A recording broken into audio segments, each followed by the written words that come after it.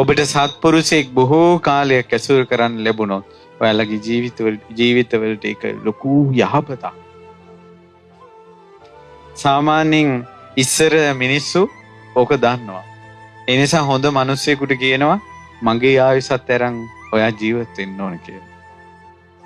ඒ කියන්නේ ඇත්තටම අපි තනි කෙනෙක් විදියට මැරිලා ගියාට හොඳ මිනිස්සෙක් ජීවත් වෙලා හිටියොත් ජීවිත ගණනාවක් ජීවත් කරවාවි.